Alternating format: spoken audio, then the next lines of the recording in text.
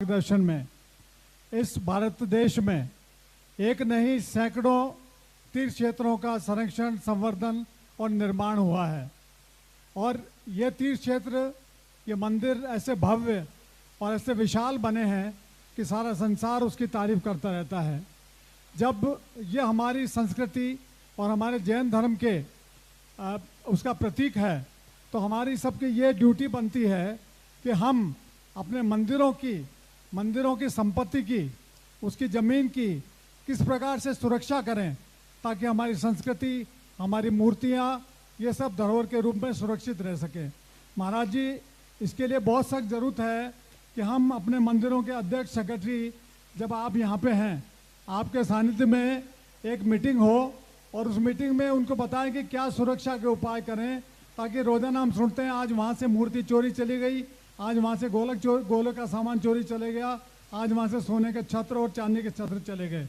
तो महाराज जी, ये हमारी इसको सुरक्षा करने के लिए एक जागरूकता की ज़रूरत है और हमारे कमेटियों में, उनके पदाधिकारियों में वो जागरूकता लाने के लिए अगर आपके मार्गदर्शन में एक इसकी मीटिंग और इसकी चर्चा हो जाए विस्तृत रूप से, तो मैं समझता हूँ कि हम अपने तीर्थों की सुरक्षा ठीक तरीके से कर पाएंगे। नमस्ते गुरुदेव। सब बार अभी 2 साल पहले सागर वर्षा योग के अंदर एक वकीलों का बहुत बड़ा सम्मेलन किया था और वकीलों के सम्मेलन में एक बहुत अच्छा निर्णय आया था कि सभी मंदिर और तीर्थ क्षेत्र कानूनन तौर से पुख्ता होना चाहिए, सभी की रजिस्ट्रियाँ होना चाहिए, सभी मंदिरों की रजिस्ट्रेशन होना चाहिए और इस प्रकार की कानूनन प्रक्रिया के अनुसार पुख्ता कार्य होना चाहिए। अभी कितने क्षेत्र हैं, कितने मंदिर हैं जिनका रजिस्ट्रेशन नहीं है, कमेटियाँ रजिस्टर्ड नहीं है।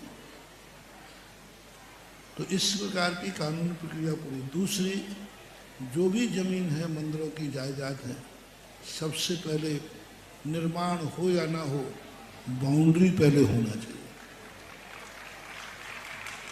कोई निर्माण करो या ना करो, बाउंड्री पहले होना चाहिए और बाउंड्री पे ऐसे शिलालेख लगना चाहिए जो धर्म की संपत्ति है ये, और जिस भूमि पर हो जमीन खाली है उस पर तीसरे नंबर का पॉइंट है कि एक बोरिंग और एक बिजली का मीटर जरूर उस भूमि पर होना चाहिए। ये 2 चीज़ें जहाँ पाई जाती हैं, कानून के अनुसार पुख्ता कब्जा पाया जाता है। यदि उस पर 1 मीटर बिजली का लगा दिया जाए और बोरिंग कर दी जाए, चाहे भले उसका उपयोग,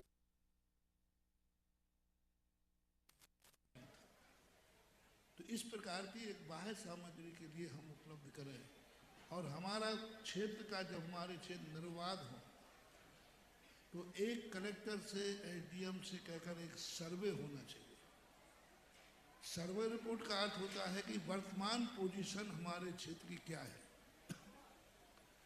तो वो सर्वे हमारे पास हो जाए कि आज की तारीख में क्षेत्र में यह चीज़ें हैं, इस प्रकार का है,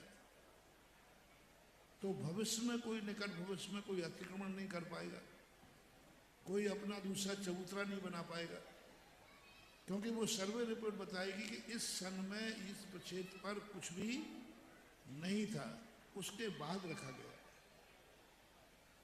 तो ये सर्वे रिपोर्ट सबसे पहले तैयार होना चाहिए।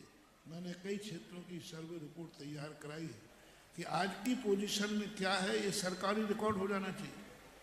कल के दिन कोई ने आकर एक पत्थर रख दिया, बोले हमारा तो पहले से स्थान है, तो सर्वे रिपोर्ट गवाह देगी कि इस सन में, इस तारीख में यहाँ कुछ भी नहीं था।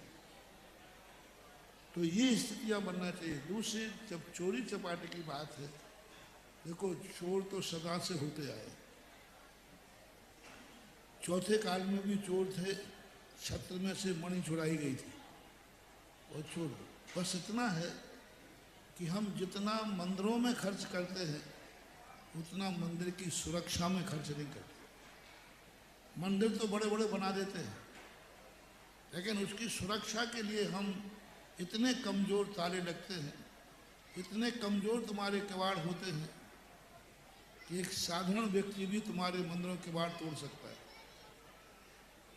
आप क्षेत्रों पे जाके देखिए, आप कहीं नहीं, ऐसे कबाड़ लगे रहते कि एक सामान्य व्यक्ति भी धक्का मारे तो खुल जाए। ऐसी सांकलें लगी रहती हैं कि उस सांकल को एक किसी भी कब्जे से खोला जाए। एक बार पुलिस वालों ने कहा था, महाराज जैनियों की सबसे बड़ी कमी है, मंदिर अच्छे बनाएंगे, मूर्ति अच्छी बनाएंगे, लेकिन सुरक्षा के संबंध में कोई विचार नहीं करता। तो ये सारे के सारे आज प्रश्न हैं। तो सभी लोगों को अपने मंदिरों की सुरक्षा करना चाहिए और गार्ड आदमी भी रखना चाहिए, और उनकी जिम्मेदारी होती है कि रात्रि के अंदर इस प्रकार से और जहाँ इस प्रकार की मूल्यवान वस्तुएं हों, सोने की छत की, उनके यहाँ सीसी कैमरे वगैरह, आजकल तो बहुत व्यवस्थाएं आ गई। और तीसरा अंतिम ये है कि ऐसी बहुमूल्य चीजें मंदिरों में चढ़ाओ, रखो ही मत जिसमें चोर की नीयत खराब हो। आजकल हर चीज नकली आ गई। आज इनके महिलाओं ने लगती है कि 1 किलो सोना पहने, वो सोना है ही नहीं,